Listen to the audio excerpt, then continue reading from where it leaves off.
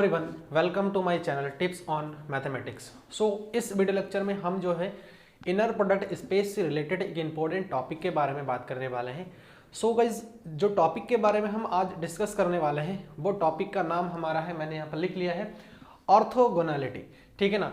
Guys, यहाँ पर हम सबसे पहले तो ऑर्थोगोनैलिटी क्या होता है उसका एक डेफिनेशन देखेंगे और उसके बाद जो है मैं आप लोगों को इस ऑर्थोगोनैलिटी का पूरा कॉन्सेप्ट एक्सप्लेन करके समझाऊंगा। चलिए देखते हैं कि इसका डेफिनेशन क्या है।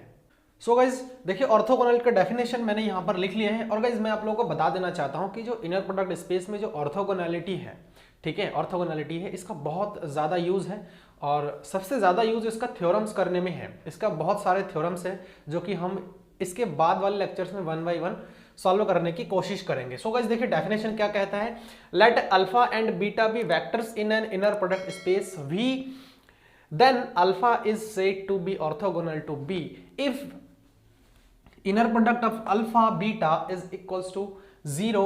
This imply alpha is orthogonal to B। हम इसको ऐसे रीड कर सकते हैं। ऐसा समझ में। गाइस यहाँ पर क्या कहा है, देखिए कि अगर आपका इनर प्रोडक्ट स्पेस V के अंदर से हम कोई भी दो वेक्टर अगर हम चूज करें, है ना, जो कि हमने यहाँ पर लिख लिया है कि अल्फा और बीटा है, जो कि किस में बिलोंग कर रहा है, इस V वेक्टर स्पेस में, यानी कि इनर प्रोडक्ट स्पेस में बिलोंग कर रहा है।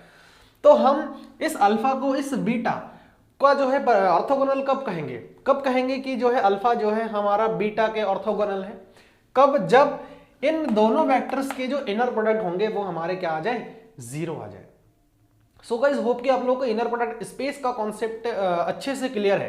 अगर क्लियर नहीं है तो मैं आप लोगों से रिक्वेस्ट करूंगा कि आप लोग जो है मेरे प्लेलिस्ट में जाए और वहां से जाकर के इनर प्रोडक्ट और इनर प्रोडक्ट स्पेस का जो है आप लोग कॉन्सेप्ट अच्छे से एक बार क्लियर कर ले, ठीक है, तो जाकर के हाँ कोई दिक्कत नहीं होगी।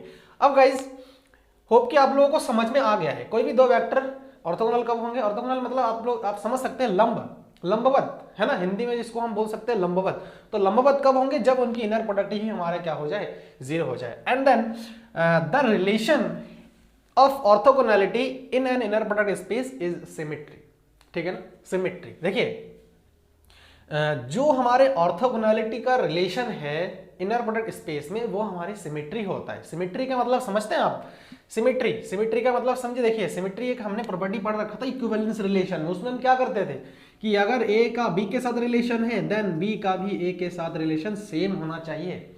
ठीक है गाइस, सेम होना चाहिए। तो यहाँ पर भी कुछ हमें ऐसा ही होना चाहिए। देखिए हाँ, हमने इनर प्रोडक्ट लिया है ना, तो अल्फा का बीटा के साथ अगर इनर प्रोडक्ट करें, है ना, तो भी हमारा क्या आना चाहिए, मतलब अगर अल्फा बीटा के ऑर्थोगोनल है, मतलब हम इसको ऐसा कह सकते हैं ना कि alpha is orthogonal to beta, then we can say beta is also orthogonal to alpha.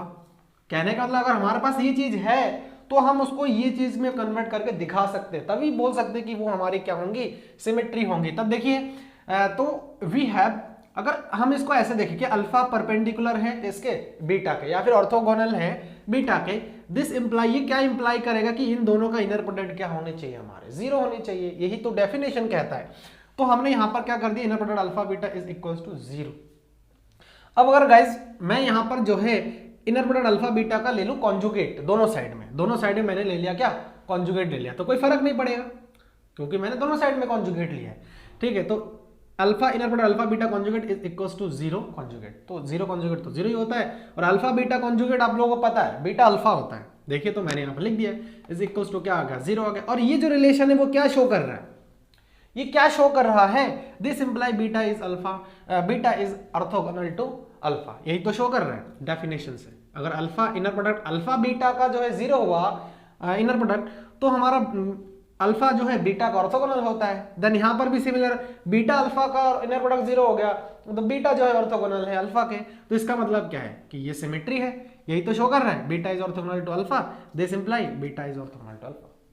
तो ये हमारे क्या है, ये जो इनर प्रोडक्ट होता है वो हमारा सिमेट्री होता है। मतलब इनर प्रोडक्ट नहीं, इनर प्रोडक्ट स्पेस में जो भी हमारे ऑर्थोगोनैलिटी का जो कंडीशन होता है ना वो हमारा सिमेट्री होता है। ये चीज आप लोग हमेशा के लिए ध्यान रखना। अब गाइस मैं आप लोगों को जो है 2-3 इंपॉर्टेंट नोट बताऊंगा जो कि आपको थ्योरम से सॉल्व करते टाइम जरूरत पड़ेगी। चलिए देखते हैं। सो गाइस देखिए यहाँ पर मैंने इंपॉर्टेंट 3 नोट्स आप लोगों के लिए यहाँ पर लिख रखा है। इसका यूज जो है थ्योरम करते टाइम जरूरत पड़ सकती है। नोट फर्स्ट क्या कहता है, if alpha is orthogonal to beta then every scalar multiple of alpha is orthogonal to beta, let k be any scalar. Then हमारे पास देखिए यहाँ पर ये क्या बताया गया कि अगर अल्फा जो है ऑर्थोगोनल है बीटा के, then every scalar multiple of alpha, मतलब अल्फा के साथ अगर कोई स्केलर का अगर मल्टीप्लाई कर दे तो वो भी हमारा जो है क्या होगा, ऑर्थोगोनल होगा। ठीक है ना। देखिए late k be any scalar, तो देखिए अल्फा के साथ हम इस के स्केलर का जो है मल्टीप्लाई करेंगे और बीटा के साथ उसका अगर इनर प्रोडक्ट निकालेंगे तो देखिए के, इसको मैं क्या लिख सकता हूं, इनर प्रोडक्ट की प्रॉपर्टी से मैं के को बाहर निकाल सकता हूं। Alpha inner product beta is equal to k into, देखिए ये हमारा 0 है क्योंकि हमने ऑलरेडी पहले ही बता रखा है कि alpha is orthogonal to beta. अगर अल्फा ऑर्थोगोनल टू बीटा हो तब अल्फा के साथ अगर हम किसी का मल्टीप्लाई करें तो वो भी हमारा ऑर्थोगोनल हो जाएगा। तो देखिए ये 0 हो जाएगा, देन ये टोटली 0। तो क्या मिला हमें, के alpha inner product beta is equal to 0। यहां पर हमने 0 क्यों रखा, क्योंकि ये हमारा जो है क्या है, ऑर्थोगोनल है, इसी वजह से 0 रखा। दिस इंप्लाई, ये क्या इंप्लाई कर रहा है कि के अल्फा ऑर्थोगोनल टू बीटा। उसके बाद नंबर सेकंड नोट है, the zero vector is orthogonal to every vector for every vector alpha in V have. देखिए जीरो वेक्टर जो होता है ना वो हर एक वेक्टर के साथ ऑर्थोगोनल होता है, हर एक वेक्टर के साथ। मतलब क्या है यहाँ पर वो समझिए, मैं अगर v है, ये एक मान लीजिए एक सेट हमारे पास v है और उसके अंदर बहुत सारे वेक्टर अल्फा है, बीटा है, गामा है, थीटा है, ठीक है ना, नीटा है, कुछ भी है, तो जितने भी हमारे इसके अंदर वेक्टर्स हमारे होंगे उन सारे वेक्टर्स का 0 जो है उन सारे वेक्टर्स के जो है ऑर्थोगोनल होगा। तो यहाँ पर इसीलिए हमने ये कर दिया, एक जनरल सा कोई ले लिया हमने, एक अल्फा एक वेक्टर ले लिया v में से और उसका हमने 0 के साथ दिखा दिया, तो क्या आ गया, देखिए 0 ही आया। तो इसका मतलब क्या है कि ये 0 जो है ऑर्थोगोनल है अल्फा के। आप कोई भी एलिमेंट ले लीजिए वेक्टर में से तो वो ऑर्थोगोनल ही होगा। ओके, नेक्स्ट थर्ड वाला जो नोट है वो देखिए क्या है, zero vector is the only vector which is orthogonal to itself. मतलब जीरो वेक्टर एक ऐसा वेक्टर है, सिर्फ और सिर्फ एक ऐसा वेक्टर है जो कि खुद के जो है क्या है, ऑर्थोगोनल है। अब कैसे ऑर्थोगोनल है वो चीज समझिए। We have alpha is orthogonal to alpha. देखिए अल्फा अगर अल्फा के ही ऑर्थोगोनल हुआ तो हम उसको कैसे लिख सकते हैं, this imply inner product alpha alpha is equal to 0। और हमने इनर प्रोडक्ट का एक प्रॉपर्टी देखा है, इनर प्रोडक्ट का एक प्रॉपर्टी देखा है, उसमें हमने क्या देखा कि कोई भी सेम वेक्टर का अगर आपस में इनर प्रोडक्ट करे और अगर वो 0 आए, वो तभी पॉसिबल होता है जब उसके क्या हो, उसके वेक्टर ही 0 हो, वेक्टर ही 0 हो। तो 0 ही, देखिए क्या आ गया, अल्फा 0 आ गया, दैट्स मीन 0 इनर प्रोडक्ट अगर 0 करे तो क्या आएगा, हमारा 0 आएगा।